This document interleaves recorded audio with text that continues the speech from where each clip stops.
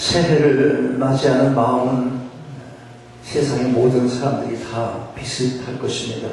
이번 새해에 뭔가 좀 달라졌으면 좋겠는데 그런 바람이 다 있죠. 뭔가 특별한 뭘 좀 받았으면 좋겠다. 또는 딱히 집어낼 수 없지만 어떤 막연한 그런 기대를 가져보기도 하고, 그러나 그와 같은 희망과 기대가 새해에 이루어지기 위해서는 반드시 필요한 전제가 있습니다.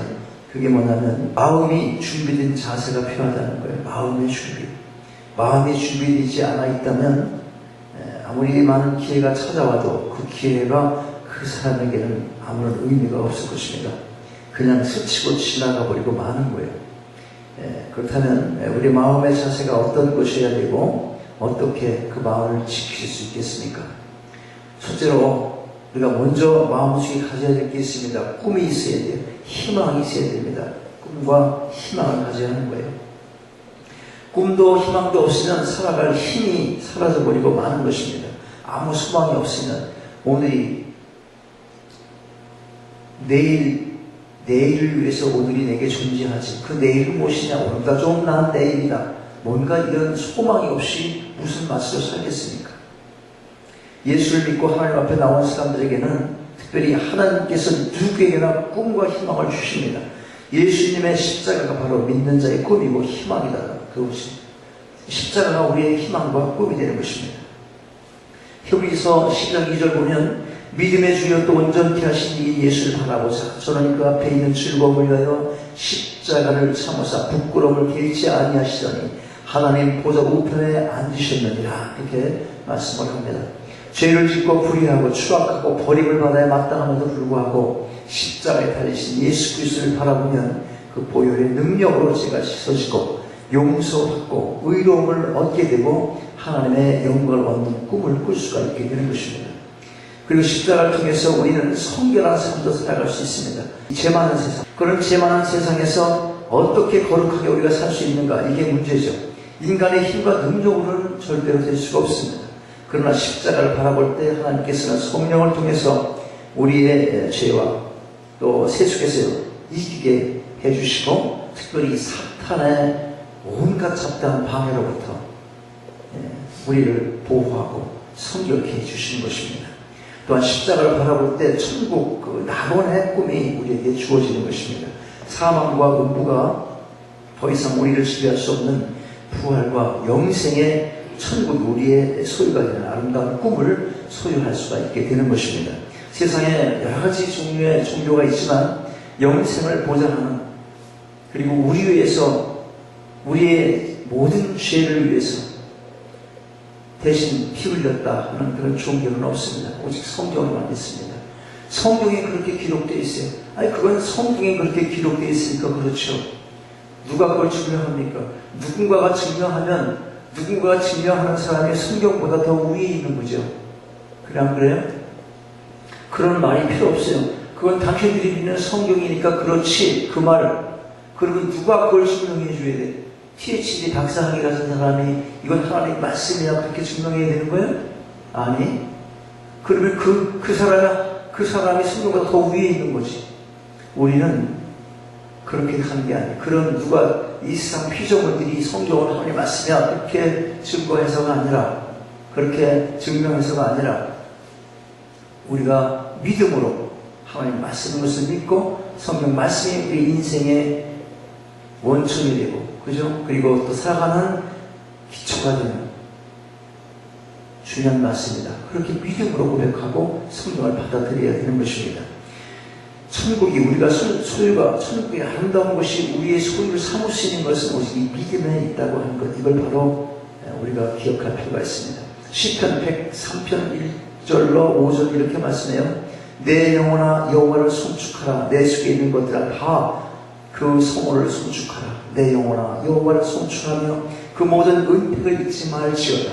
저가 내 모든 죄악을 사하시며 내 모든 병을 고치시며 내 생명을 파멸에서 구속하시고 인자와 궁결로 관을 씌우시며 좋은 것으로 내 소원을 만족케 하사 내 청추로 독수리같이 새롭게 하시는도다.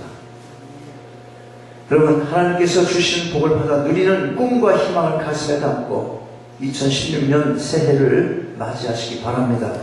두 번째로 기도로 채워지는 마음이 되어야 할 것입니다. 꿈도 꾸고 희망도 갖고 소망도 갖고 성경도 믿는다고 그렇게 말하면서 기도하지 않으면 힘이 없습니다. 새해라는 새로운 영토를 점령하고 안정을 누리려면 마귀와 치열한 영적 전쟁을 치러야만 되는 것입니다. 이 땅에 살아가는 동안에 이 영적 전쟁은 끝날 날이 없습니다. 전쟁이란 크든 작든 간에 힘이 드는 거고 어떠한 희생의 대가를 치러야 하는 것이에요. 누가복음 18장 보면 예수님께서 항상 기도하고 낭망하지 말라 그렇게 말씀을 하면서 어떤 한 이야기를 들려줘요. 그게 이 이야기죠. 한 도시에 어떤 과부가 있었는데 어려움을 당했습니다. 그런데 거기에 하나님을 두려워하지 않고 사람을 아주 무시하는 그런 재판관이 있었어요. 그 재판관한테 나와서 계속 말하죠. 이 여인이 뭐라고 합니까? 내 원수에 대한 원한을 갚아달라고 그렇게 말해요. 그런데 듣지도 않았어요. 용납하지 않았습니다. 그러나 이 과부가 낙심하지 않고 끊임없이 나가서 부르짖은 결과 이 재판관이 나중에 이렇게 말해요. 내가 하나님을 두려워하지도 않고 사람을 무시하고 막 그랬는데 이 과부가 밤낮 와서 나를 번거롭게 하네. 내가 그 원한을 들어주겠어. 없어. 너무나 귀찮게 하십시오. 하나님을 귀찮게 하십시오. 하나님을. 그래서 이 사람도 계속 그러니까 번거로워서 들어줬다고 말씀하는 거예요. 이게 필요 없으면 왜 여기에 써 있겠어 이게. 귀찮게 할 정도로 기도하라 그런 얘기예요. 그러면서 주님은 이 과부의 기도를 본받으라고 그렇게 말씀하시는 거예요. 이 과부는 분명한 목표가 있었습니다. 그냥 기도하는 게 소용이 없습니다. 목표를 정하세요. 이상한 목표를 정해서 이 사람은 어떤 목표? 꼭 성경하고 맞지 않는 것 같은 원수를 사랑하라고 했는데 이렇게 원수를 사랑할 수 있는 마음을 내게 주셔서 그러는 우리같이 생각해서 이리저리 생각해서 이런 기도 제목이야 받겠지라고 그렇게 막 생각해서 기도하지 않고 나 죽겠습니다. 지금 죽겠다니까요. 내 원수를 좀 갚아주소서 이렇게 말하는 거예요. 내 원수를 갚아주소서. 원수를 갚아주소서라는 그 마음으로 기도할 때 절실한 기도가 나와 안 나와? 나오죠. 내가 원수를 사랑할 수 있는 마음을 주세요. 절실한 기도 안 나와요. 내 이 원수 갚아주세요. 그렇게 해야 절실해진다니까. 그게 왜 그래? 우리가 죄인 속성이 우리에게 있기 때문에 그런 거예요. 그러면 하나님은 그렇게 기도하는데 그걸 바꿔주셔. 그 어느 날인가 원수를 내가 벌써 다 용서해버렸어. 솔직하게 기도하시라는 거예요. 애가 애처럼 하나님께, 애가 애처럼 할머니께, 아빠, 엄마에게 뭘 조르듯이 그렇게 해야지. 애가 이것저것 가정을 다 따지면서 이러면 징그러운 거지. 그게 애 같아요? 우리는 하나님께 대해서는 애 같은 거야. 아주 철없는 애 같은 거예요. 귀찮게 할 수 있을 만큼 기도하시라는 거예요. 그리고 땡깡 불스 내가 나 저 사람 싫다고 기도 한번 해보세요. 어떻게 좀 해달라고. 그럼 어떻게 해주겠어요? 그 사람을 떠나게 해주든지 내가 마음을 고쳐먹을 수 있도록 하나님께서 능력을 주시든지 둘 중에 하나 하시지 않겠습니까? 왜 사랑하는 자녀가 그것 때문에 힘들어하는 모습을 그대로 보겠어요? 기도 제목 너무 골치아프게 생각하면 안 돼요. 단순하게 여러분이 원하는 기도를 하시라 이 말이죠. 목표가 필요하다는 거예요. 그래서 목표와 꿈을 가지고 기도하는 기도가 응답받게 되어 있으니까 그렇습니다. 이걸 거꾸로 생각하면 이런 거예요. 끊임없이 그 목표를 향해서 하나님께 기도하게 하는 것은 하나님께서 그 마음을 주시기 때문이에요. 우리의 마음에 소원을 두게 하셔서 기도하게 하시는 거라는 거죠. 이건 좀 신학적인 얘기니까 설교에서는 그렇게 할 수 없지. 여러분이 해라. 그렇게 해서 말씀을 드릴 수밖에 없다는 겁니다. 이 과부 어떻게 됐습니까? 정말 한 맺힌 부르짖음으로 기도하는 거예요. 원한을 갚아달라고 하니까 얼마나 한 맺혔겠어요. 그러니까 얼마나 온 마음을 다 했겠습니까? 간절히 정말 한 맺힌 마음으로 그렇게 기도한 거예요. 여러분도 한 맺히게 기도 한번 해보세요. 나는 왜 이렇게 가난합니까? 한이 맺히십니까? 한 맺히라니까 기도 못하는 거예요 지금 여러분. 그냥 살만하다 이거 아니야 지금. 한 맺힐 만큼 그렇게 절실한 걸 기도해보라 이 말이에요. 우리가 기억할 것은 이 과거는 복잡한 기도하지 않았다는 걸 반드시 알아야 돼요. 기도 내용이 아주 심플해, 단순해요. 내 원수에 대한 원한을 갚아주시옵소서, 그거예요. 응답이 오지 않는다고 낙심하지 않고 줄기차게 기도하며 낭망치 않고 끝까지 인내를 했습니다. 그 결과로 기도가 응답받은 거예요. 그 결과로 인해서 하나님의 성도들에게 주신 약속도 바로 그런 것입니다. 우리가 이 과거의 간절한 기도를 본받아서 항상 기도하고 낙심하지 않을 때 우리는 영적 전쟁에서 이기고 마귀를 물리치고 그리스도가 보혈을 사주신 천국을 소유할 수 있게 되는 것입니다. 새해에는 좀 더 많이 기도하시고 간구하는 모든 제목들이 응답받게 되시기를 바랍니다. 셋째로 긍정적이고 적극적인 마음을 가져야 돼요. 믿음 안에서 긍정적인 마음의 태도를 가지지 않고는 성공적인 삶을 살아갈 수가 없습니다. 죽은 자를 살리시고 없는 것을 있게 하시는 하나님을 마음속에 모시고 살아갈 때 우리는 어느 곳에 가든지 긍정적이 될 수 있습니다. 환경이 죽음의 절망 같아도 그 안에서 생명을 주시는 하나님을 의지하고 희망을 갖고 살아야 된다는 것입니다. 아무리 눈에는 아무 증거 안 보이고 귀에 아무 소리 안 들리고 또 손에 잡히는 것 없고 모든 것이 죽은 것 같을지라도 죽은 자를 살리시는 그 하나님이 우리에게 계심으로 그 죽음 가운데서도 삶의 희망을 찾아내야 하는 것입니다. 로마서 4장 17장 말씀이 무엇입니까? 기록된 바 내가 너를 많은 민족의 조상으로 세웠다 하신 것 같으니 그의 믿은 바 하나님은 죽은 자를 살리시며 없는 것을 있는 것 같이 부르시는 이시니라. 그렇게 말씀합니다. 그러므로 2016년 새해에는 우리가 아무리 캄캄한 사망의 음침한 골짜기로 지날지라도 여러분이 환경을 볼 때 죽을 것 같고 사망이 막 둘러싸인 그런 어려운 것 같은 시련의 장이었다 하더라도 장이라 할지라도 앞으로도 그런 일이 있을지라도 죽은 자를 살리시는 하나님과 더불어 사망 속에서 생명을 바라보아야 하고 또 없는 곳에서 있는 곳을 바라보고 또 믿음 안에서 긍정적인 마음을 가지셔야 되는 것입니다. 여러분이 부정적으로 난 틀렸다. 그럼 자꾸 힘들어지잖아요. 한번 생각해보세요. 안 될 거다 그러면 돼? 안 돼? 이미 안 될 거다 그러면 내가 하는 노력이 그만큼 반감돼요. 안 되는 거예요. 열심을 낼 수가 없기 때문에. 그래서 우리 마음의 자세가 중요하다는 겁니다. 물론 영원히 안 될 일을 갖다가 마음으로 된다고 확신한다고 되는 것도 아니죠. 그러니까 믿음 안에서 하나님께서 여러분에게 주고자 하시는 그 가운데 우리의 긍정적인 그런 마음의 자세가 필요하다고 하는 것입니다. 없다고 불평하는 사람은요, 있는 것도 그나마 빼앗기는 게 성경적인 원리 아닙니까? 게으르면 있는 것도 빼앗기는 거예요. 죽음 가운데서 생명을 바라고 없는 가운데서 있는 것 찾는 긍정적인 그런 태도를 갖고 이 새해를 살아가시기 바랍니다. 긍정적인 생각하세요? 그러면 더 필요한 게 있습니다. 긍정적 생각만 하고 있으면 되는 게 아니에요. 더 적극적이어야 된다는 거예요. 적극적이라는 것은 모험적인 삶을 말하는 거죠. 할 수 있거든이 무슨 말이냐? 믿는 자에게는 능치 못함이 없느니라. 이게 굉장히 중요한 얘기예요. 할 수 없다고 하지 말고 있다는 생각으로 나가는 것이 적극적인 삶이다 이 말이에요. 삶으로 나가야 되는 거예요. 그러니까 성경에서 그런 말씀이 많죠. 내 믿음대로 될지어다. 왜 믿음이 그러니까 그런 거예요. 긍정적인 자세가 그래서 필요한 거예요. 할 수 없다 하지 말고 할 수 있다는 생각으로 나가는 것이 적극적인 삶이다. 이걸 기억하십시오. 그러면 성경의 말씀이 내게 믿음이 되는 거예요. 내 믿음대로 될지어다. 아브라함은 인생을 적극적으로 사는 사람이었습니다.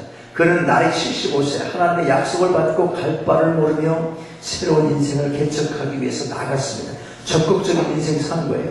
나 늙어서 못하는데요. 그렇게 하지 않았다는 거죠. 하나님 장난하시니까 지금 그렇게 하지 않았다는 거예요. 그리고 내 나이가 이래서 내 나이가 어때서 관계없어요. 그런 사람은 점점 늙는 거예요. 여러분 나이가 먹고 늙었다고 노인 아파트 가서 같이 살면 젊어질 기회가 있어 없어? 마음조차도 늙어져요. 점점 또 맨날 보는 게 주름만 보는데 뭐 힘들어요. 소망 있는 얘기합니까? 맨날 지나온 얘기하는 거예요. 과거에 사는 거죠. 적극적이고 긍정적이고 진취적인 사람은 앞날을 바라보는 이야기를 많이 하는 사람, 그런 사람을 만나야지. 여러분 나중에 늙으셔도 젊은 사람 보면 많은 지난 얘기보다 앞으로 세상이 이러니까 하나님 잘 믿고 이렇게 이런 비전으로 살아라. 이렇게 할 수 있는 자꾸 뭘 가져야 돼? 하나님에 대한 지식과 하나님에 대한 비전을 자꾸 받아야 된다. 그래야 젊은 사람이 자꾸 찾아오지. 그냥 옛날 얘기를 하고 그러고 있으면 뭐 만나서 할 얘기가 있겠냐는 거예요.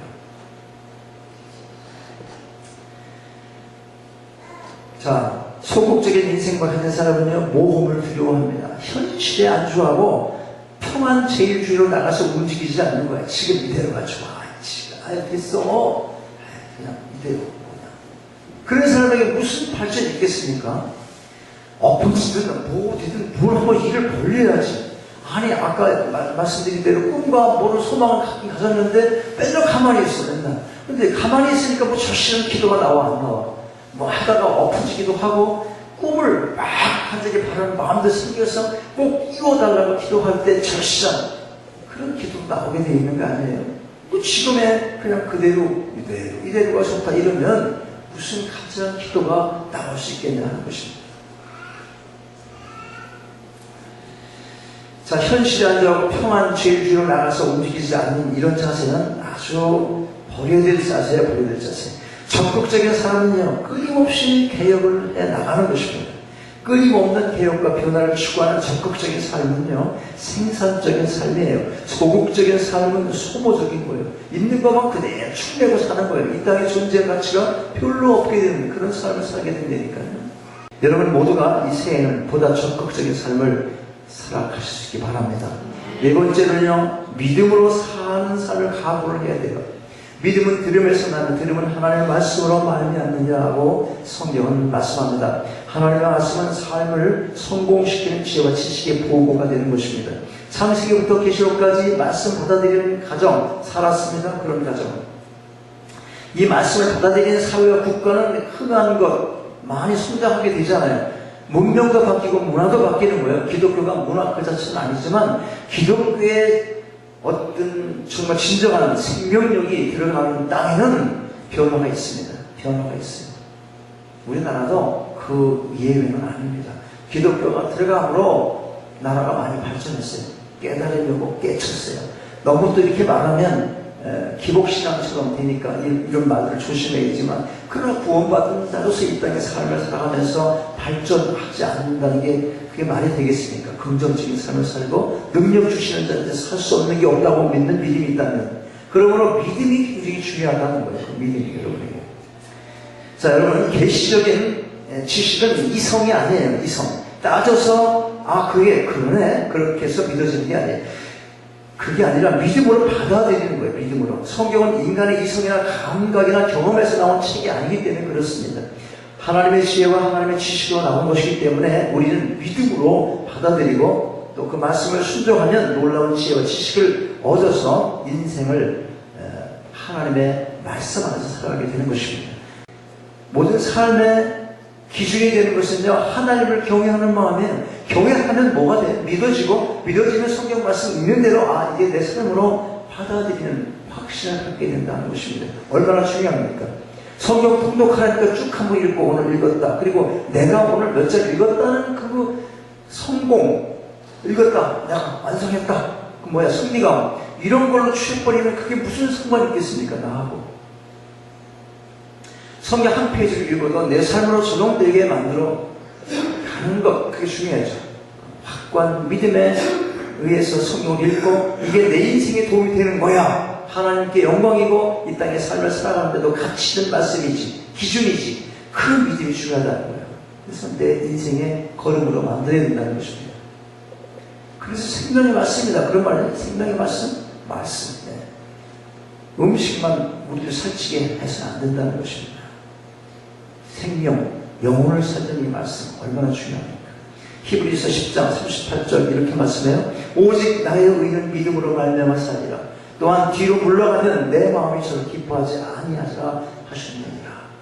물러가면 안 된다는 거예요. 믿음의 진보가 필요하다는 겁니다.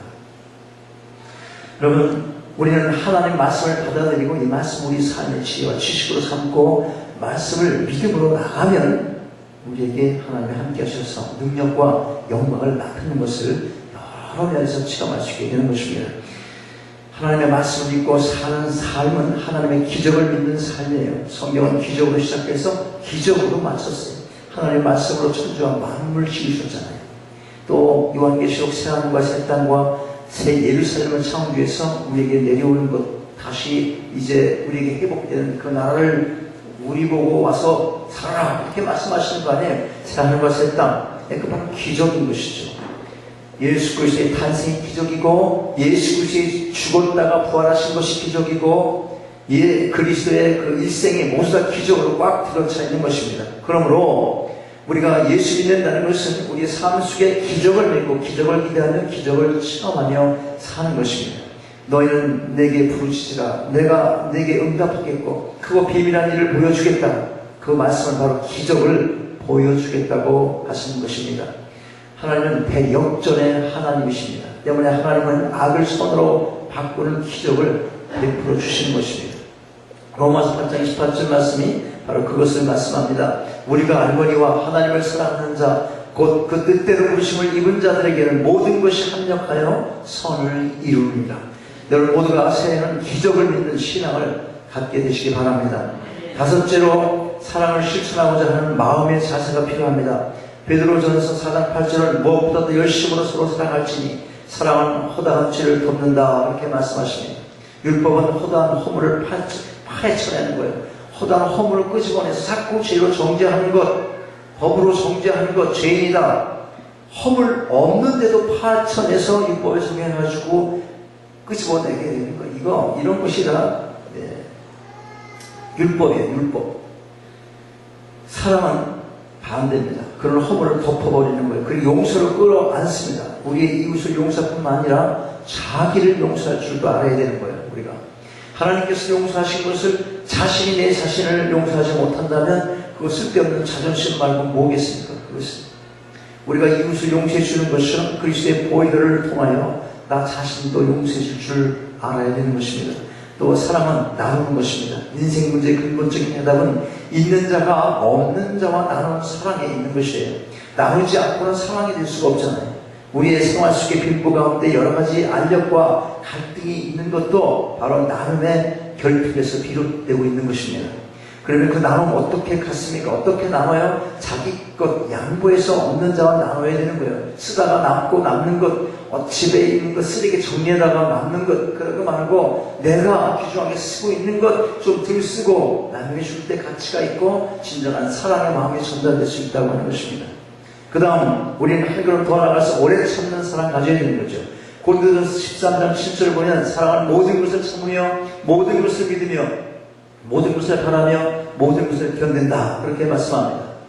그렇습니다. 사랑은 쉽게 포기하지 않습니다. 오래 참고 견디면서 언제나 좋은 결과가 나타날 것을 기대하면서 사는 것, 그렇게 사는 것이 사랑인 것입니다. 사랑이란 견디는 것이에요. 여러분 2016년 새로운 한 해 맞이했습니다. 꿈과 희망을 가슴속에 가득 담으시기 바랍니다. 기도의 각오가 새롭게 있기를 바랍니다. 긍정적이고 적극적으로 그런 자세로 믿음 안에서 이 한 해를 살아가시되 진실로 사랑을 실천하며 인내하는 가운데 신앙의 여정을 걸어가시기 바랍니다. 그리하여 운명과 환경을 변화시키며 영혼이 살림같이 보험사에 설되고 경건하고 생명을 얻되 풍성하게 얻는 놀라운 은혜가 여러분 모두에게 가득히 임하게 되시기를 주님의 이름으로 축원합니다.